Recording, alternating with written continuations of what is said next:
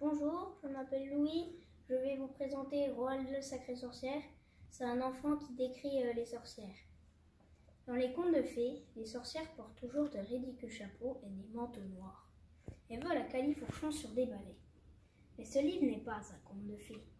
Nous allons parler de vraies sorcières, qui vivent encore de nos jours. Ouvrez grand vos oreilles et n'oubliez jamais ce qui va suivre. C'est d'une importance capitale. Voici ce que vous devez savoir sur les vraies sorcières. Les vraies sorcières s'habillent normalement. Elles ressemblent à la plupart des femmes. Elles vivent dans des maisons qui n'ont rien d'extraordinaire et elles exercent des métiers tout à fait courants. Voilà pourquoi elles sont si difficiles à repérer.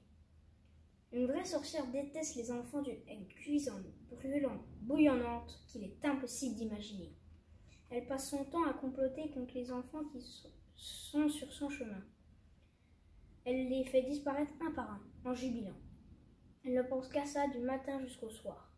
Qu'elle soit caissière dans un supermarché, secrétaire dans un bureau ou conductrice d'autobus, son esprit est toujours occupé à comploter, conspirer, mijoter, mitonner, finasser et fignoler des projets sanglants. Quel enfant, oui, quel enfant vais-je passer à la moulinette, pense-t-elle à longueur de journée. Une vraie sorcière éprouve le même plaisir à passer un enfant à la moulinette qu'on a du plaisir à manger des fraises à la crème. Elle estime qu'il faut faire disparaître un enfant par semaine. Si elle ne tient pas ce rythme, elle est de méchante humeur. Un enfant par semaine, cela représente 52 enfants par an. Un tour, 2 tours de moulinette et hop, plus d'enfants. Telle est la devise des sorcières. Mais la victime est souvent choisie avec soin. Voilà pourquoi une sorcière traque un enfant comme un chasseur traque un petit oiseau dans la forêt. La sorcière marche à pas feutrés. Elle bouge lentement, au ralenti, de plus en plus près. Puis enfin, elle est prête et prouf, elle fonce sur sa victime comme un faucon. Des étincelles crépitent, des flammes jaillissent, des rats rugissent, des lions fulminent. Et l'enfant disparaît. Sorcière, vous comprenez, ce n'est pas un enfant. Elle ne le poignarde pas dans le dos.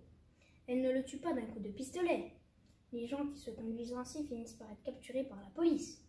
Mais n'oubliez pas qu'une sorcière n'est jamais jetée en prison.